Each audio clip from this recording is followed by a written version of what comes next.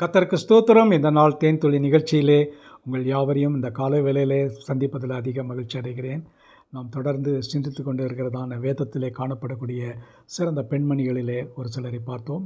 இன்றைக்கு கூட வேதத்தில் மிகவும் ஒரு முக்கியமான ஒரு பெண்மணியை பார்க்கிறோம். அவர்கள் பெயர் தெபோராள். நீங்கள் வேதத்தில் கேள்விப்பட்டிருப்பீங்க. மொத்தம் வேதத்தில் 12 நியாயாதிபதிகள் இஸ்ரவேலை நியாயம் தீர்த்தார்கள் என்று பார்க்கிறோம். அந்த வேளையில் இவள் ஒரு பெண்மணியாக இஸ்ரவேலுக்கு நியாயாதிபதியாக இருந்தாள். இவள் நியாயாதிபதி மட்டுமல்ல, ஒரு தீர்க்கதரிசினியாக இருந்தால், அதோடு கூட போர் செய்கிறதான ஒரு யுத்த வீராங்கனையாக இருந்தாள் என்று பார்க்கிறோம். இந்த எல்லா குணங்களும் தெபோராளுடைய காரியத்தில் அவளுக்கு முழுமையாக காணப்பட்டது. இந்த சம்பவத்தை குறித்து பார்க்கின்ற வேளையில் கேனனியன் என்று சொல்லக்கூடாதான் கேனனைட் என்று சொல்லுவாங்க. அப்படிப்பட்டதான ஒரு சிசெரா என்று சொல்லக்கூடியதான ஒரு ராஜாவை இவள் எதிர்த்து போராடுகின்ற வேளையில் அந்த சிசெராவை பாராக்கும், இவருடைய தெபோராளும் மகனுமாகிய பாராக்கும் எதிர்த்து போராடுகிறார்கள். போராடி வெற்றி கொள்ளுகிறார்கள்.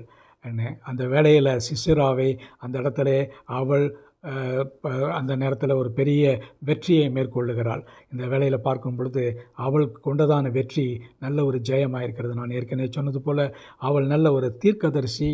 அவள் அதோடு கூட ஒரு நியாயாதிபதி, பெண் நியாயாதிபதி, முதல் பெண் ஜட்ஜ் இவர்கள் தான். அதோடு கூட ஒரு போராளியாக, நல்ல ஒரு போர்ப்படை தலைவியாக இருந்தாள் என்று பார்க்கிறோம் வேதத்தில்.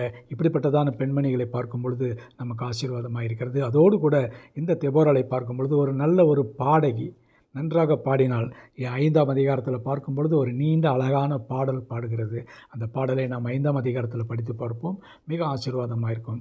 தெபோராளுடைய வாழ்க்கைக்காக நாம் தேவனை துதிப்போம், ஸ்தோத்தரிப்போம், நல்ல ஜெபிப்போம். நல்ல ஆண்டவரே, நன்றியோடு துதிக்கிறோம். ஆண்டவரே, ஒரு நல்ல தீர்க்கதரிசினியாக, ஆண்டவரே, ஒரு போராளியாக, ஒரு நியாயாதிபதியாக இந்த தெபோராள் இருந்ததற்காக நன்றி செலுத்துகிறோம். இந்த காலத்திலும் அநேக பெண்கள் இப்படிப்பட்டதான ஒரு நிலையில் எழும்பத்தக்கதான வைராக்கியமாக இருக்க நீங்கள் எழுப்ப வேண்டுமா ஜெபிக்கிறோம். எல்லா காரியத்திலும் கூட இருங்க.